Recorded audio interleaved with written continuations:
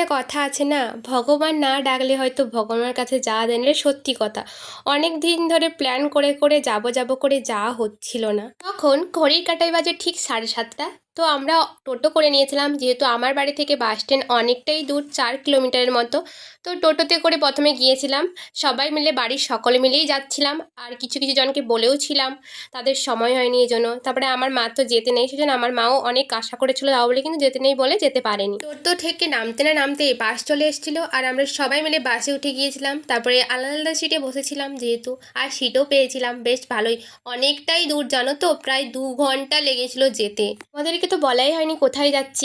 আমি যাচ্ছি হচ্ছে রসকুণ্ডুতে, বাবা বসন্ত রায়ের মন্দির, যেখানে আমাদের ভোলেনাথ আছে। তো অনেক দিন থেকে যাব করে যাওয়ার হচ্ছিল না, প্ল্যান করছিলাম, ক্যান্সেল হয়ে যাচ্ছিল। তারপরে বাড়ির সকলে মিলে চলে গিয়েছিলাম বাবার কাছে জল ঢালতে। তো অনেক দিনের আশা পূরণ হতে চলেছে সত্যি। সেই কোন ছোটোবেলাতে গিয়েছিলাম, আমরা একটু সকাল সকালতে যাওয়ায় কেউ অতটা ছিল না, আর বেশ ভালো লাগছিল।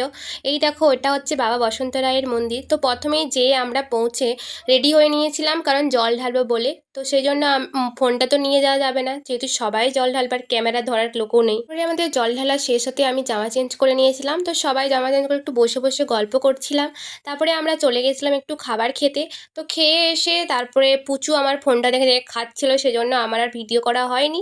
তারপরে এই দেখো, মন্দিরের ভিতরটা কিন্তু কি সুন্দর, আর মানে সব অনেক, যত বেলা বাড়ছিল তত ভিড় হচ্ছিল। তো যাই হোক, একবার যদি কেউ না গিয়ে থাকো, তোমরা যাও, দারুণ সুন্দর। জয় বাবা ভোলানাথের জয়।